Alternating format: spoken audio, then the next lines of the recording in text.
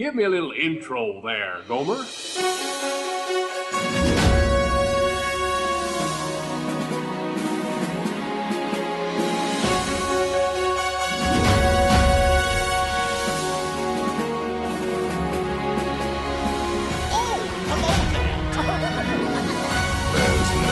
turning back now. Let's put on the show.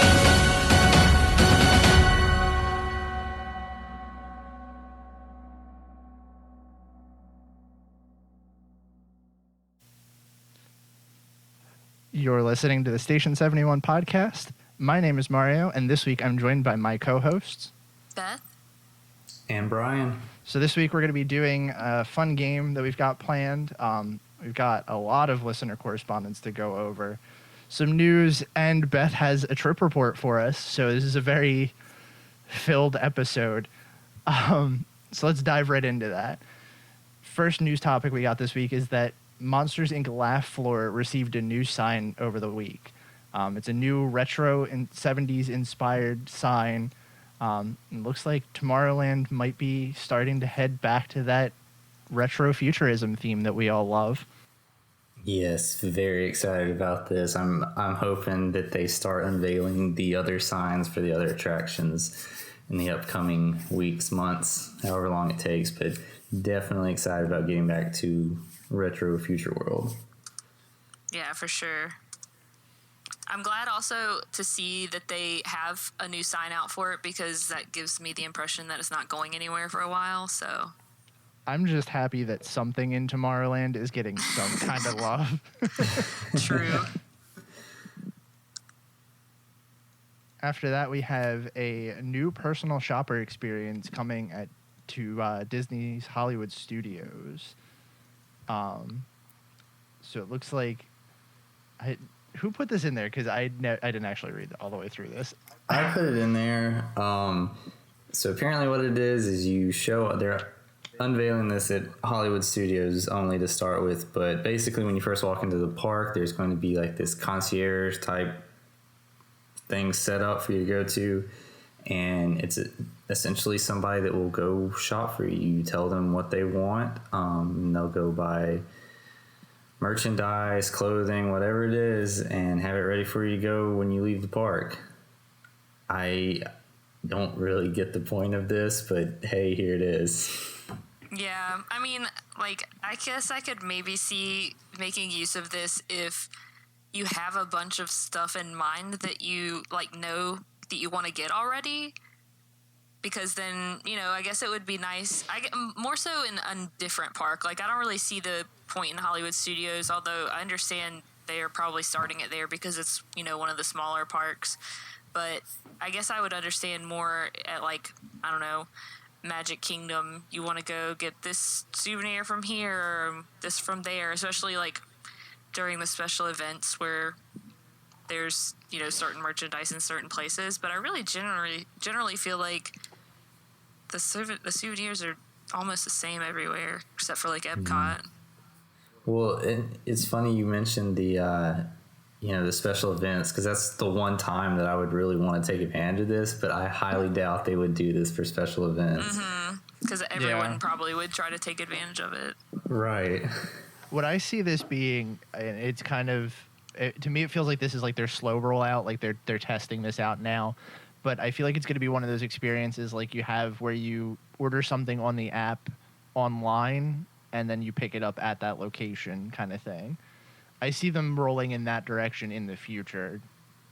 Yeah, I would like that, I guess, more so, being able to look at, like, the Shop Parks app and pick it up in the store. But I don't know. This seems just kind of like a bougie, unnecessary thing right now.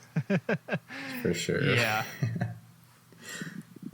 So our third and final news story is that Epcot International Festival of the Arts workshops are now available for reservations.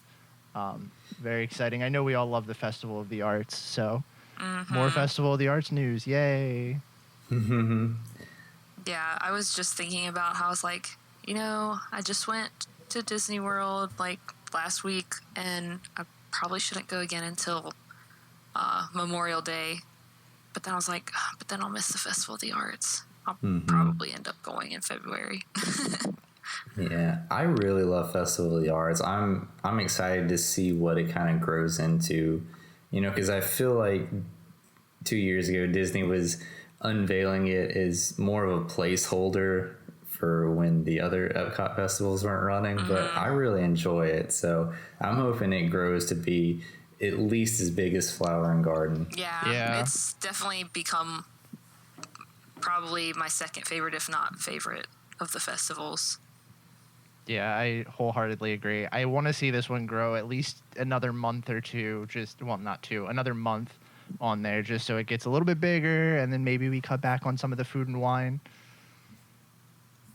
Yeah, that I would be all for that too. Yeah.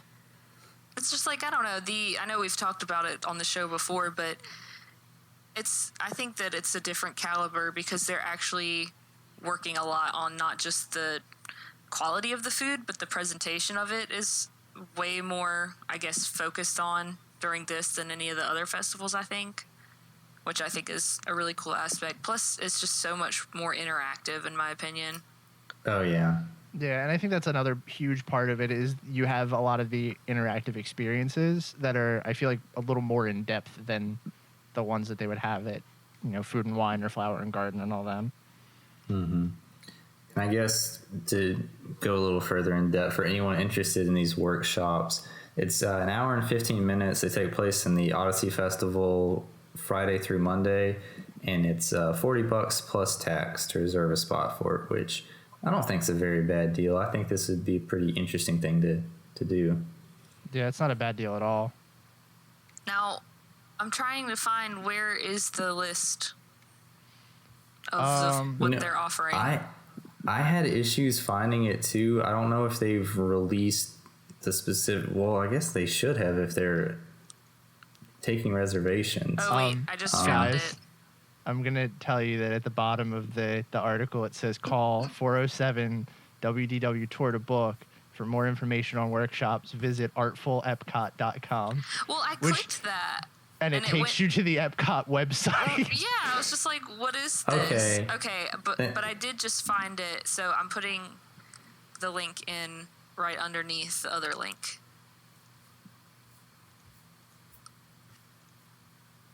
Oh, so you have to go to like a weird, this is interesting. Yeah, I found it. If you're on like the Epcot page for Festival of the Arts, there's like the little section that says like seminars, and it says click here for like more offerings or all the offerings, whatever. For our listeners, there is a PDF that this link brings you to. Eventually, if you click the right stuff. Eventually, you get a link to a PDF. There are tons of seminars on this this list. Ooh. Oh man, this one about the animatronics.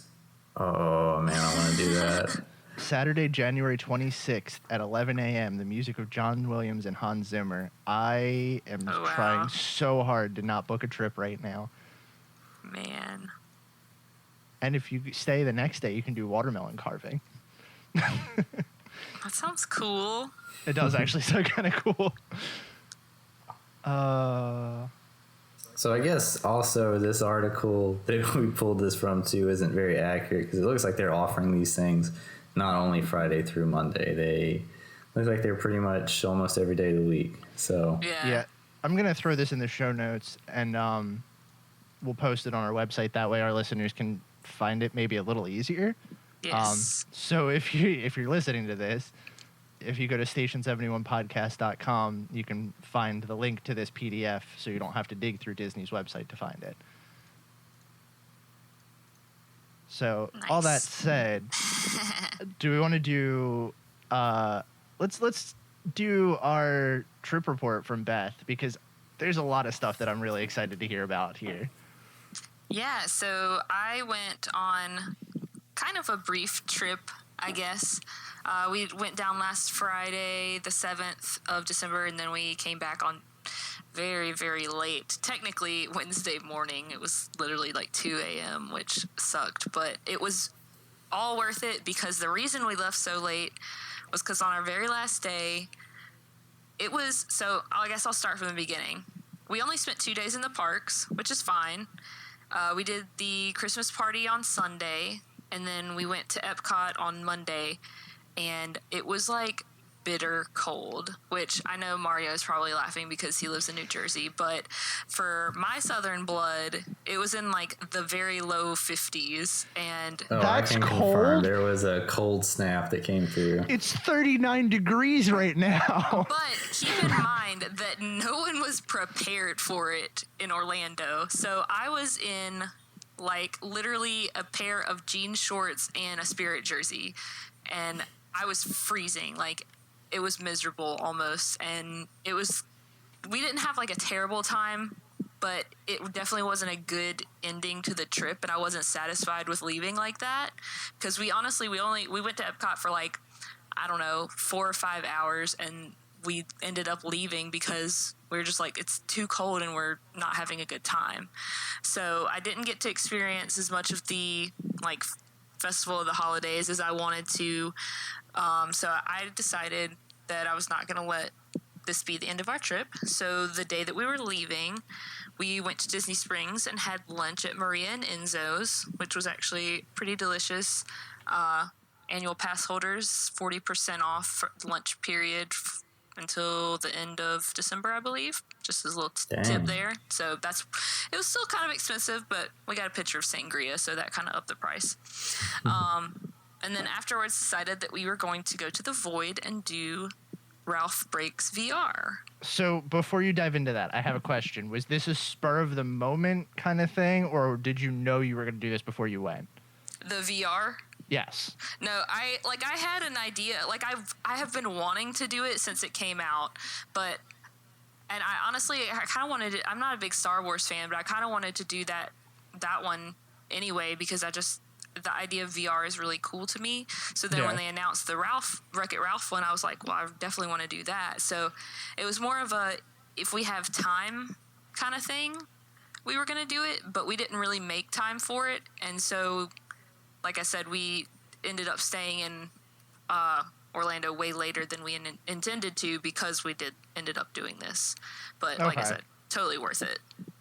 I was curious because I know you can order the tickets in advance. Mm-hmm. Like, you can actually book, if anyone's on the fence about this and you want to book your stuff in advance, you can buy the tickets online in advance, or you can buy them there. But on the website for the Void, it says that you might have a better time booking online. Now, I know that that's a thing that everyone always says.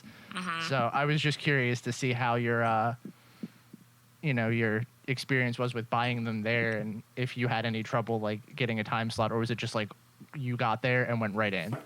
Yeah, well, so we went in, and there was a lot more wait for the Star Wars one, which even then wasn't that bad, because it was like, I don't know, 4 o'clock on a Tuesday afternoon. So it's really, like the perfect time. Yeah, it wasn't really hot peak time for Disney Springs. So I think that worked a lot in our favor. But we were the only ones, when we walked in, we were like, hey, we want to do Ralph Breaks VR. And they're like, okay, do you have any questions? You just want to jump into it? And I was like, let's jump into it. And they're like, okay, cool. And they had us fill out like the waiver, and you got to pick a character. It was like these little, almost like a trading card style cards. There was 3 male characters and 3 female characters, and you picked one, and that's what your like avatar in the VR would become.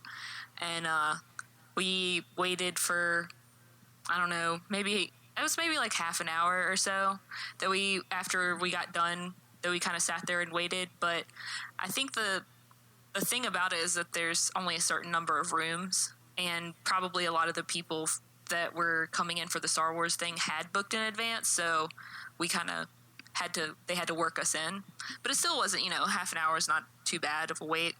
That's like your standard waiting for a dinner wait. Yeah, so it wasn't bad at all. And actually was kind of surprised that for the quality of the experience, it was like $35 a person, including tax. So from start to finish, I think you're like actually in the VR world, for lack of a better term, for like 30 minutes or so, which, I don't know, I thought it was well worth it because of how incredible it was. So anyway, I'll try to make it as spoiler free as possible because I don't want to, if anybody's considering it, I don't want you to get it ruined by any surprises or anything. But yeah, so we got taken back into this blank room with just a bunch of vests and headsets hanging up. The guy helped us get our stuff on, and then we walked into this other extremely blank room that was just literally a box with gray walls, and that's it. And we're just like, okay. And so he's like, all right, cool. So you guys go ahead and put your little visors down. And we did, and me and my boyfriend looked at each other, and we're just like, what? And the guy said before we put our visors down, he's like, just so you know, I'm gonna be in the with you during the whole thing. I'm not gonna interact at all. I'm just here for safety reasons, basically. And he didn't say this, but to make sure you're not destroying stuff, I'm sure.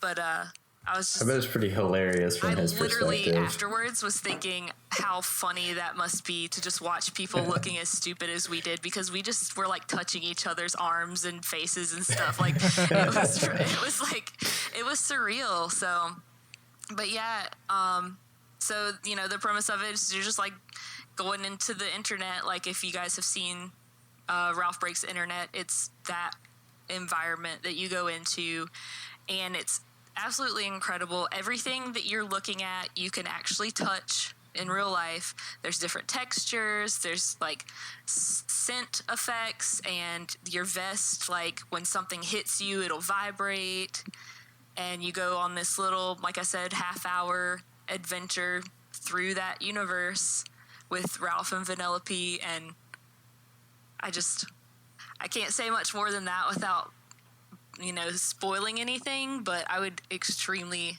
highly recommend it. It was very cool. And honestly, my boyfriend, after we were done, was like, I'd been kind of on the fence about getting a VR console, the PlayStation VR. And he's like, I totally want one now. After this, it's VR is such a weird thing. I tried one in Best Buy once, and I was so on the fence before I did it, and I was like, okay, this seems like something I would probably use as a novelty thing, but it'd still be so cool to have.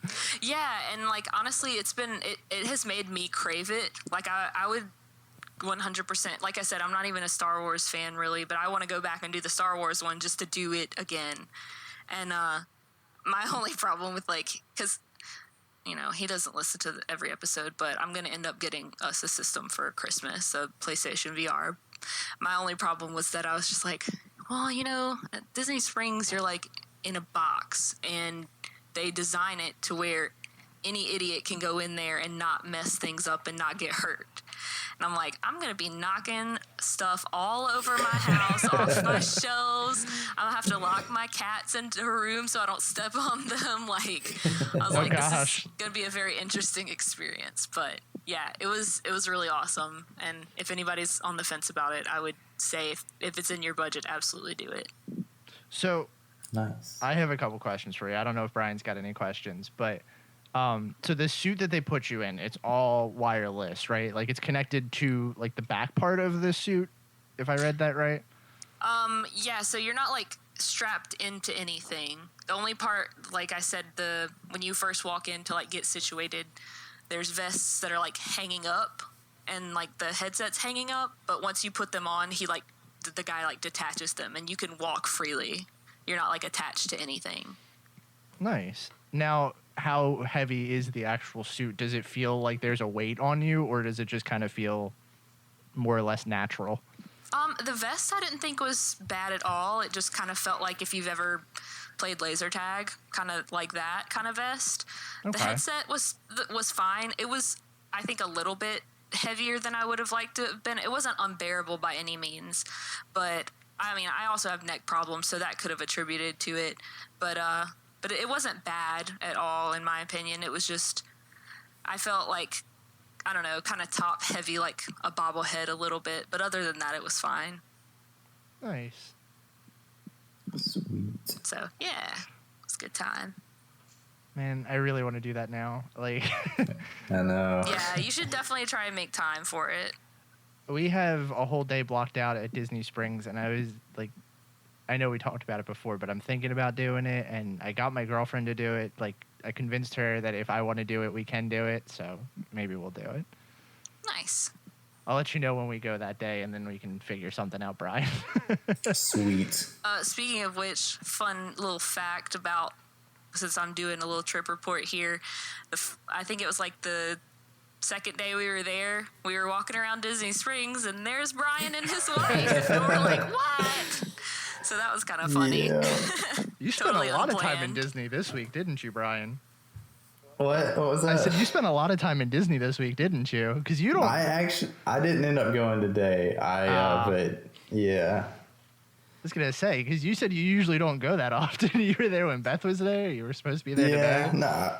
I would say we probably typically average every 2 weeks we go. Oh, you poor thing.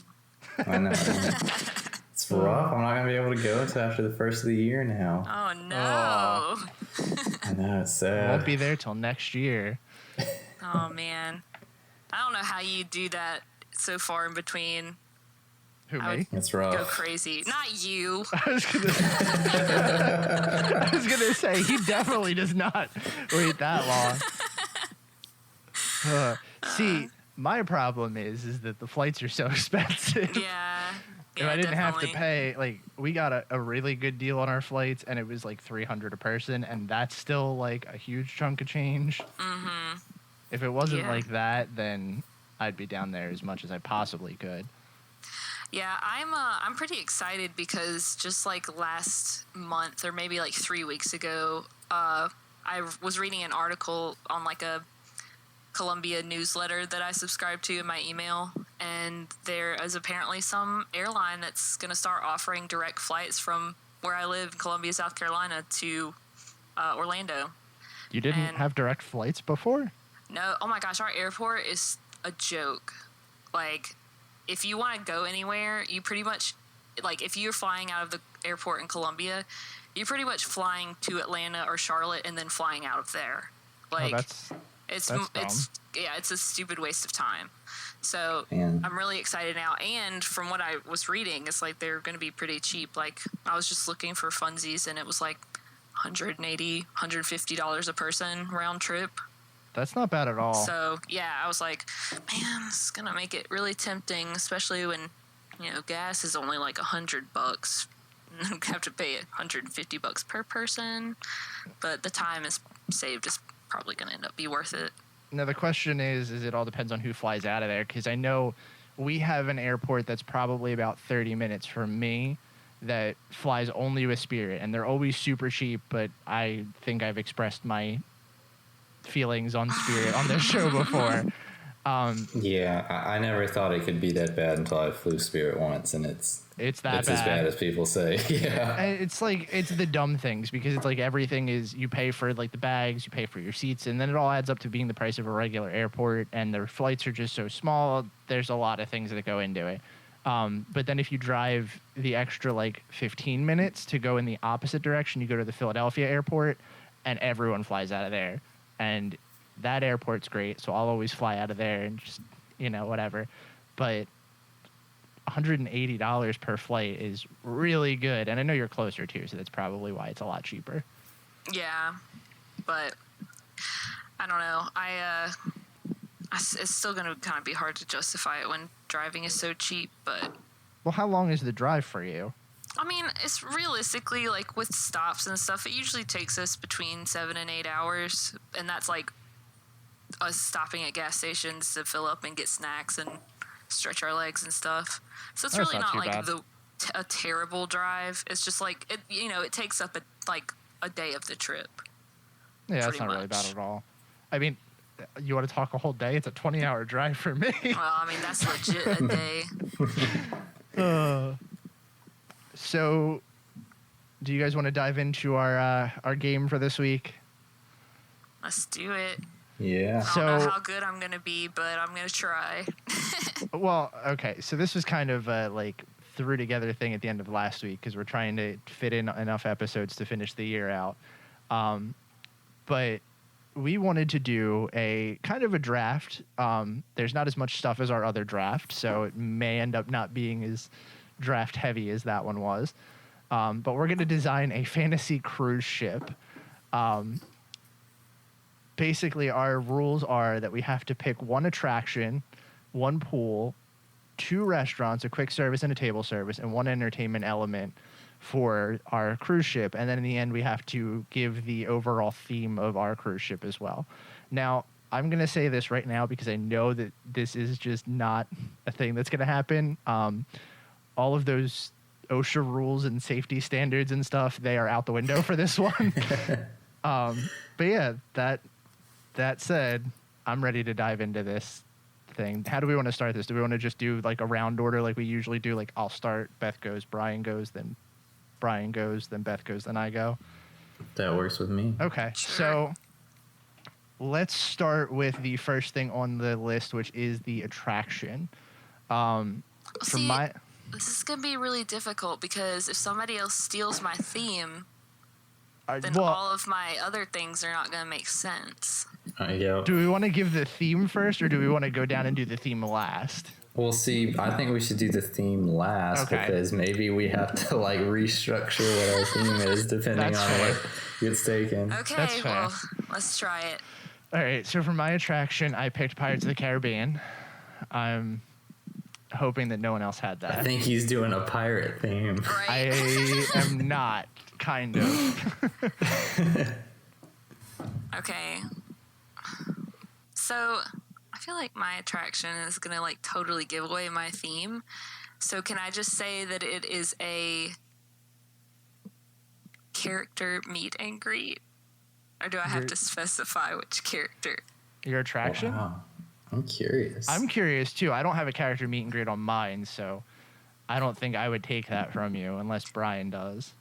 No, there's no way I would consider using a meet and greet for an attraction. See, more power to you. My problem is that the theme that I wanted to go with, there's not really an attraction that fits.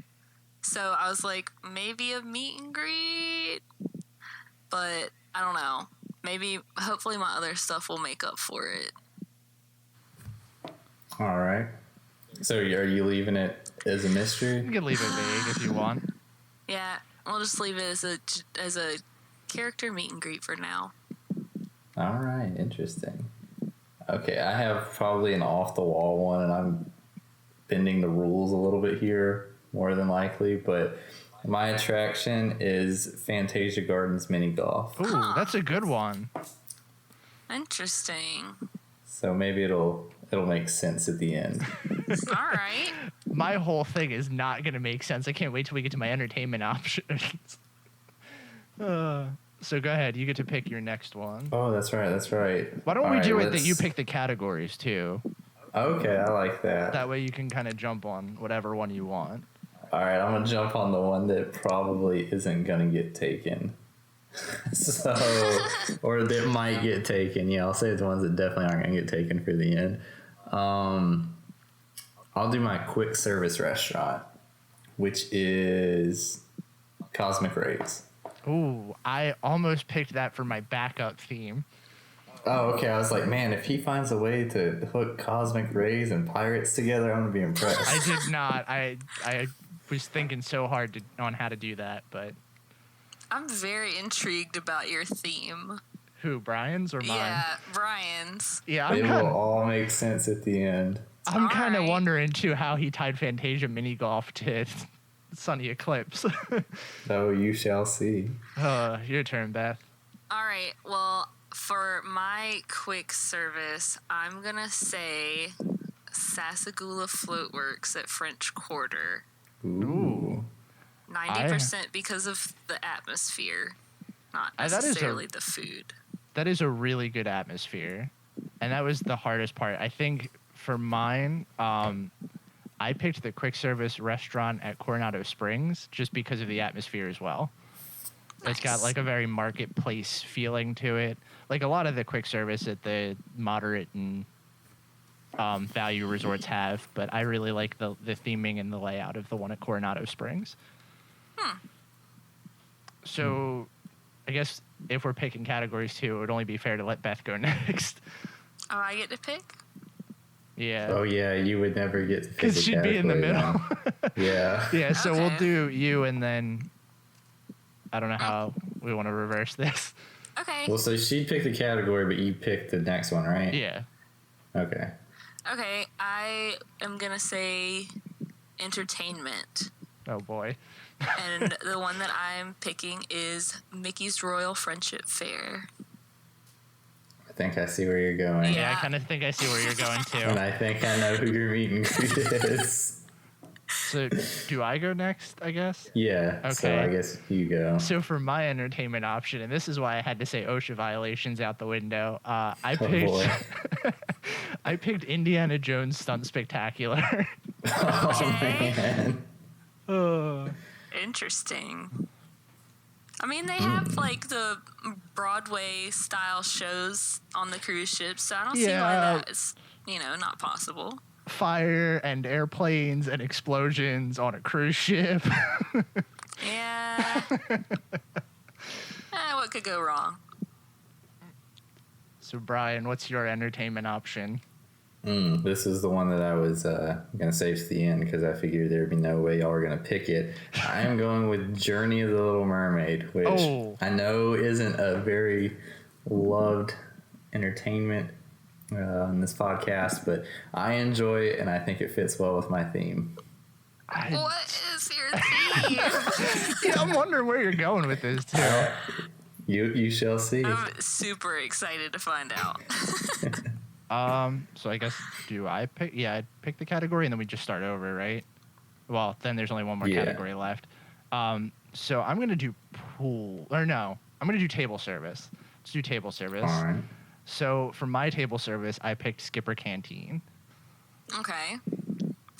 I am gonna throw a real curveball here and go outside of Walt Disney World, if that's okay, but still in the Disney realm, and say the Blue Bayou at Disneyland.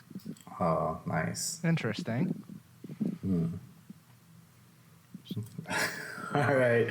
This is probably going to confuse y'all even more, but I'm picking the Hoop-Dee-Doo musical review. What? Is your theme like music? Yes, it is. I knew it. Gosh. As soon as you said Little Mermaid, I was like, what do all three of those have in common? Just one big musical. Yep. So I guess that brings us to pools, right? Yep. All right. So I'm picking the Art of Animation underwater music pool Nice. Nice. I like that one. to pull it all together. All right, my turn. Yeah. Well, in case you guys haven't figured out my theme yet, I'm going with the Balloon Lagoon at Port Orleans French Quarter. Very specific. That was very specific. So for mine, I'm gonna go with. I had two of them because I was afraid someone would pick mine, and I don't know how to pronounce the actual name of this pool, but I'm gonna go with the pool at Caribbean Beach.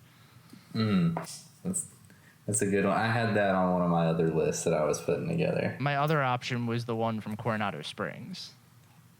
Nice. Yeah. So I guess we're down to theming, which we kind of already said. What was your theme, Beth?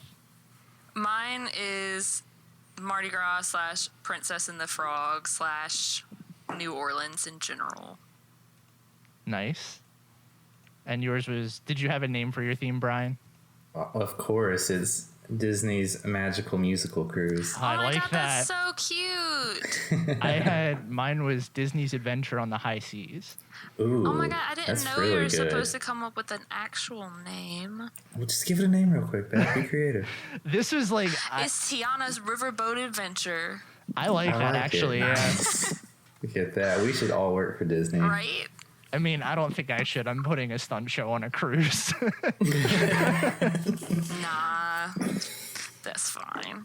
All right, so who do we think had the best cruise among the three of us? Well, I'm going to say that Beth for sure had the most coherent theming. Yeah, I 100% agree with But that. I think you had the most exciting one. I liked yours too. Yours was very unexpected. Yeah, it's a kind of like you said, unexpected, unique theming.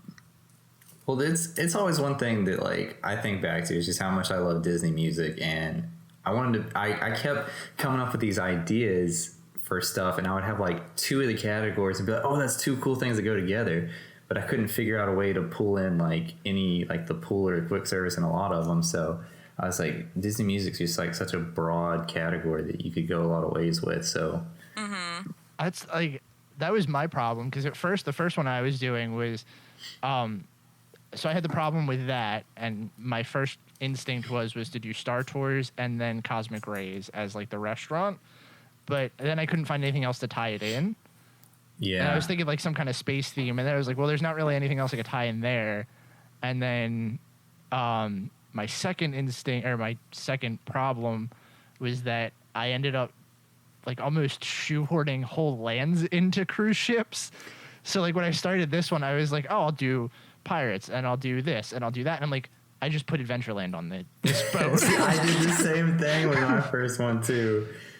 But the other one that I was thinking of was I was like a heroes versus villains one, and I always thought it'd be cool, kind of like the trams for Magic Kingdom, that like you could do half the cruise ship with the rooms like themed after heroes and the other half after villains. That's cool. And I was like, that is really cool. I thought for entertainment, like we could do Phantasmic, and for the attraction, you could put Buzz Lightyear's Space Ranger spin on it. But then after that, I was like, I have no idea what I could do for a pool or either dining option for heroes versus villains. You could have done Club Villain for the dining. Oh, that would have been a good one. I didn't think of that. That's one of those like off picks that you really wouldn't think of. R.I.P. Club Villain. We barely knew ye. So, did you guys come up with a, like, I know you were kind of going over ideas that you had. Did you have a backup plan in case someone took one of your main things? Oh no, I was really hoping. I was hoping that you guys had such diverse ideas that I was going to be like on some other track. Oh, see, I had one that was like very like Adventureland heavy, and as soon as you said pirates, I was like, no, back out. I'm going to one of the other ones. That's kind of what I was hoping for. I was like, I know if I take pirates, that's going to be the one that everyone's going to go after out of all of these things, because like I didn't think you guys would go for Skipper Canteen. I knew no one was going for Indiana Jones. Well, see, actually, now that I say that, when I'm looking at my adventure one, I think the only you took the pool from Coronado Springs, right? I took the pool from Caribbean Beach. Coronado Springs was my backup. Wow, so I actually had like kind of an adventure themed one that was, I think it used all different things in yours. Really? What was it? I'm curious. I did 3 Caballeros for the attraction. I used the Coronado Springs pool. I did Satuli Canteen for the quick service. That would have been a good for one. Table service. And then the Spirit of Aloha show for entertainment. Yeah, you would have had me beat on that one. I had a backup plan, but I stuck with my original one because obviously I love Tiana, but I thought for sure someone else was going to go for this.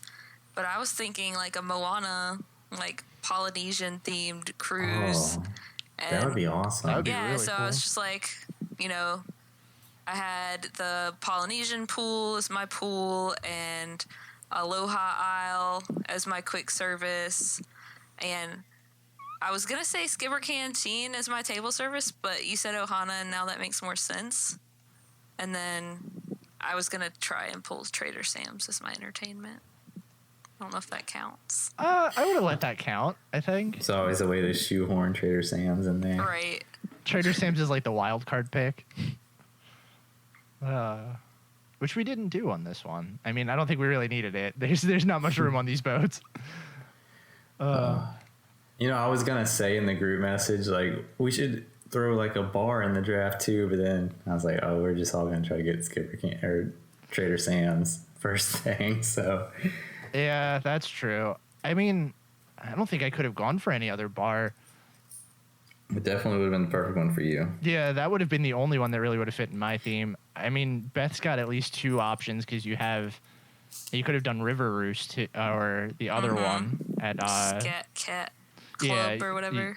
You would have been fine. I don't know what Brian would have had. I could have done Jelly Rolls. Oh, that's true. Yeah, I've never actually been there. That's one that I I don't think I have either. I haven't but either. It's on my list, Okay. though. All I've right, heard maybe good things. I feel less bad knowing I'm not alone. Like, that's one I keep meaning to do, but haven't ever just had the time. I feel like the boardwalk is a place that I very easily overlook. See, I actually have gone to the boardwalk just to hang out quite a bit. I just never go when Jelly Rolls is like open or like poppin', I guess. And also would want to just like already be staying on property so that I don't have to worry about driving. That's true, because you don't stay. Yeah. Yeah. Especially now that my best friend decided to move to Winter Garden, which is like half an hour from the parks. Oh no, it looks like you got to find a new best friend. I know, right? So we have some listener feedback that I want to go over because we actually got a lot of stuff this week, and I know we've got like 20 minutes left, so we can take some time to go over some stuff and read some of these messages that we got. First one that we got was from one of our long-term listeners, Maria, who we love hearing from. She said that she just got back from her honeymoon in Disneyland Paris, and it was very different from what she was expecting. She loved it. Her wife hated it. And it's very much a Michael Eisner park because it's been largely ignored and underfunded, and a lot of the rides are straight out of the 90s. They still have Scary Tales, a walk through Nautilus, and the Studio Tram. She also says it's a nostalgic Disney dream. She gave us some overview on some stuff. There's some stuff I want to touch on real quick and kind of breeze through because she wrote a very good trip report for us, and I'm very grateful for that.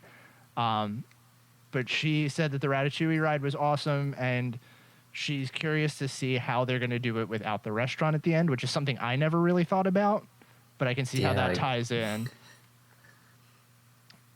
Yeah, I mean, that's one that I'm really excited for because we've talked about the trackless systems a lot on here. But yeah, their Pirates is 10 minutes longer, has more drops, better effects, and a restaurant at the end. So that's another cool thing that we don't really have. I haven't really looked into the one at Paris. Is it more like Disneyland's, I'm assuming, if it's that much longer? I haven't looked into the one in Paris either, but it sounds like it because the Blue Bayou, the restaurant that I picked, is like, it's at the beginning of Pirates. It's like kind of like the Grand Fiesta tour, but way better. But yeah, it sounds like more like Disneyland's version, to me at least. Yeah. But the big thing that I want to go over that Brian and I were kind of talking about that's very crazy is that these prices are insane. She says they stayed on property for $75 a night, and a 2-day park hopper for 2 parks is $139 a piece. That's wild. Yeah.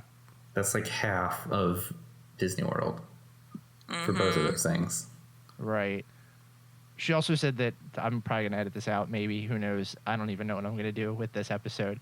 But she said if we ever want to do an episode on Disneyland Paris for Walt Disney World regulars, to let her know. That's something I'd be interested in because I'm sure I would have a lot of questions about that.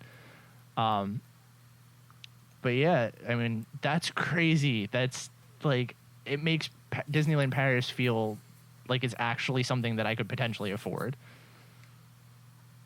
I feel Yeah, that's a huge. I mean, it is. That's a huge price difference. That's crazy to think that like it's that far off.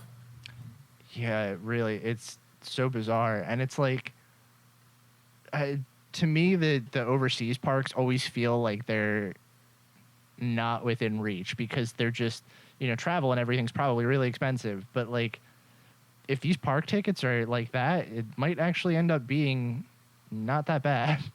I mean, obviously, if you were already going to Europe or something for something else, this would be, something that probably wouldn't be that bad to work in there. But yeah, the initial cost of just getting over there. Yeah. She also said that they did the Christmas entertainment options because they were, get this, free. It snowed on Main Street. There's a Christmas parade. There was a party, and you could use it. Or there wasn't a party, but you could use your extra magic hours in the park that you picked for that morning, which that's really cool too. So I the way that I'm taking that is that like you get an extra magic hour and you get to go to whichever one. So that's kind of interesting.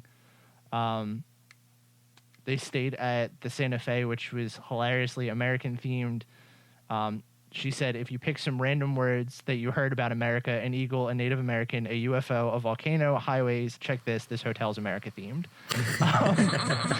I couldn't not read that part because that's fantastic. She also said that That's funny. that's the perfect way to describe a non-American's view of America. But she also said that they went to the Harry Potter studios in England and it was amazing, but apparently Universal's Diagon Alley and Gringotts are actually better than the real set. Which that's interesting. That's really interesting to me. Though I guess you have to think Universal Studios, it's set up for you to see everything. You know, with the actual movie studios, obviously it's just going to be what the camera's focusing on. So maybe that's why. Yeah. Yeah. She also sent some photos to the email too, if you guys want to check them out. But Maria, if I don't edit this out, our people will be in touch with your people. And by our people, I mean either Beth or myself. So we also got another email from, I believe this was from our listener, Sarah, who we've also gotten a couple emails from in the past. She said that she just finished listening to the Splash Mountain episode and really enjoyed it. They didn't know where the name came from, which I love that story. I know Brian and I talked about that a little bit, so that's always a fun one to think. She said that she thought that it was just being literal since it's a mountain water ride, and they had to text their mom immediately to tell her that since Splash is one of her favorite movies, which that's really funny. Another thing that they corrected us on was that not all of the animatronics from America Sings made it into Splash Mountain. A few of them were stripped down and became droids for Star Tours, which I knew that. I just totally did not say that on this show, and I messed that one up big time. That's pretty interesting. I didn't know that, so Yeah, it's a cool little fun fact. I think they're the ones in the beginning of the ride, and they may have become the one from the original iteration where I think that may be a separate animatronic, though. But that's like so creepy that they just took the skin off of the animatronics and put them on Star Tours. Or her favorite time to ride Splash Mountain is when the weather's cold because there's no line. In 2011, they went in early December during the Christmas party, and her and her brother rode it 3 times in a row with no wait. She wore a poncho to keep dry in the cold weather, and after the 3rd time, the ride operator asked them if they wanted to go instead of getting out and walking all the way around, they could just ride it and go. And she said no because her mom was waiting and regrets it to this day. And she said, love the podcast. Hope you guys have a great holiday season. You too. That was a very nice email. I like when people send us these like little blurbs and trip report things. That's always like the best part. That's cool. I don't think I've ever been on an attraction where it was so low amount of people trying to get on it that they just would let me stay on. And I feel like the holiday parties are the perfect time for that. Like, that's the only time you're ever going to get wait times that low. I also think that a lot of attractions have the downside of, like, unloading in a separate part of the ride that the loading thing is, where Splash Mountain doesn't really have that problem. That's a good point, yeah. I didn't think about that. We also got a message from a listener, Matt, and he said, I have to say, I love the podcast. I'm a big Disney fan, and I wanted a new way to get my Disney fix on the go. Station 71 is perfect for my drives to campus and walking around class. The only thing I'm sad about is that I've almost completely caught up, so I have to start waiting for new episodes. That's so weird that we've hit a point where people are listening to our backlog. That's very bizarre for me. They're binge listening. Oh, that's so weird. Love it. And he said my favorite, his favorite episode is the Haunted Mansion episode. As a big Disney fan, the history of the parks and the company have always been fascinating. Keep up the good work, and I'm looking forward to the next episode. Aw, thanks. I love history episodes too. Yeah. That's like a fun one that we do every now and then. Yeah, that was one of my favorite episodes, just because I learned a lot. Yeah, if it weren't for that episode, I don't think I would have picked up that Haunted Mansion book that Brian recommended. And I only said it like 20 times, man. yeah, I mean, when you said it before, I was like, okay, yeah, I need a new Disney book. Maybe I'll buy that one. And then you said it like 20 times on that episode, and that was like your reference for everything. I was like, you know what? Maybe I really should buy this one. I love it. It's so good. And it's so hard to describe to people, like, the amount of imagery in it. Like, I can't obviously convey over a podcast, but it's great. Yeah, that's the best part of it, is all the design work and everything in it. And I think, I know I don't have any of the other ones, but they've been on my Amazon wish list for the longest time now. And I'm really just like dying to purchase them, just because I hope that like I can get one of those books and like just sit there and look at all the concept art and everything. I don't have to read them. I just need to look at the concept art. Exactly. Yeah. Just saying, send your Amazon wish list to your family and friends for Christmas. That's what I did this year, and that's why I'm not allowed to buy anything off of it right now. And then the last one that we got was a iTunes review. It was 5 stars.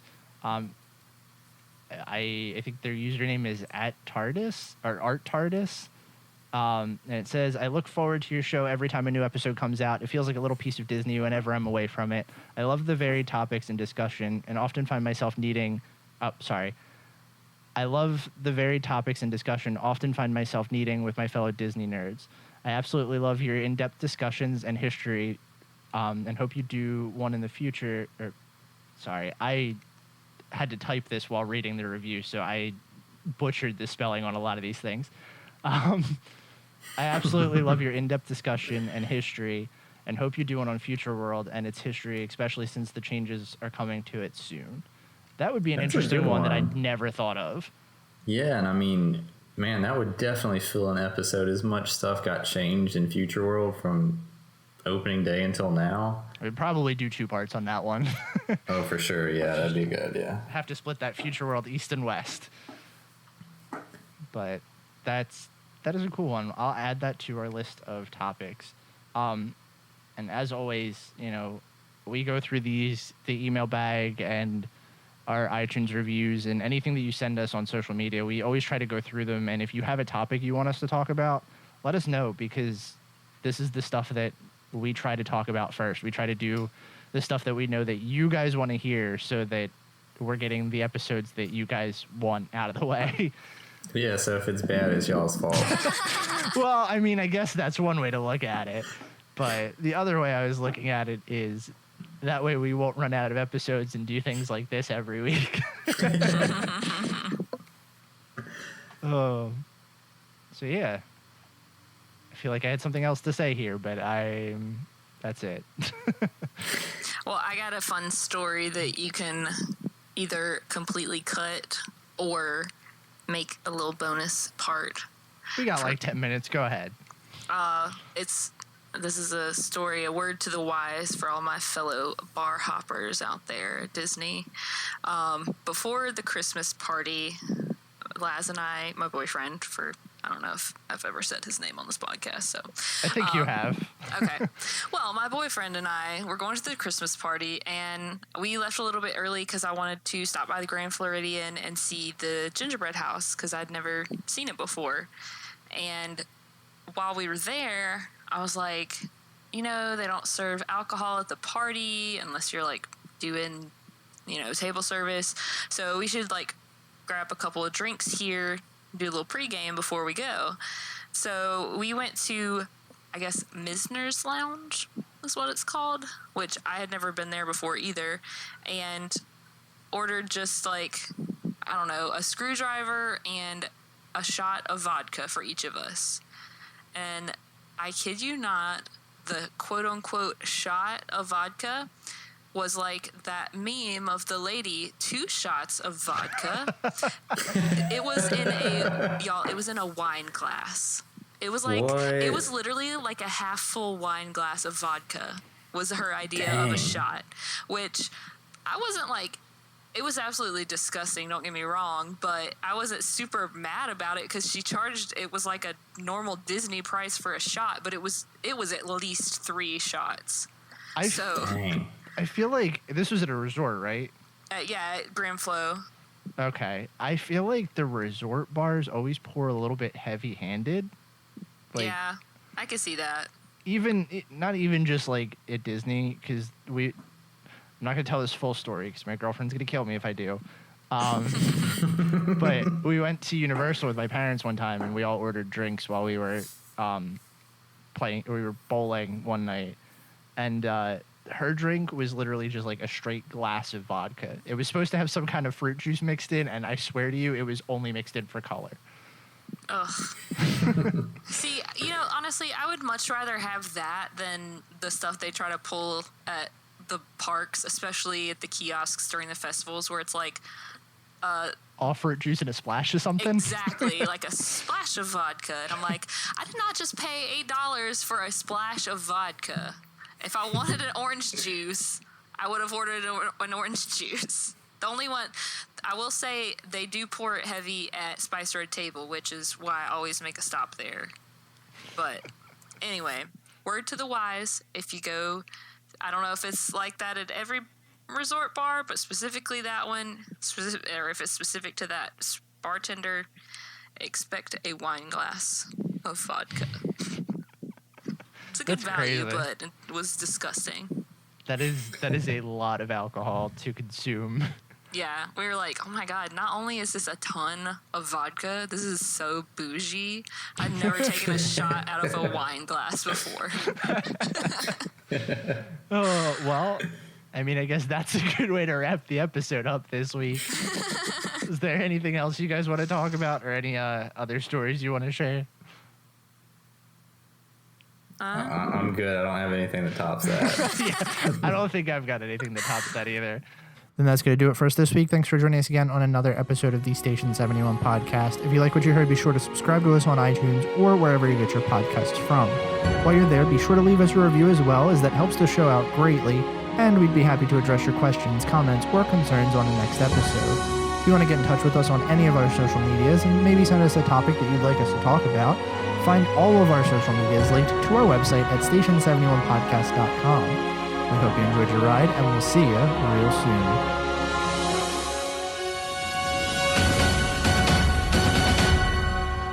Please stand clear of the doors. Por favor, manténganse alejado de las puertas.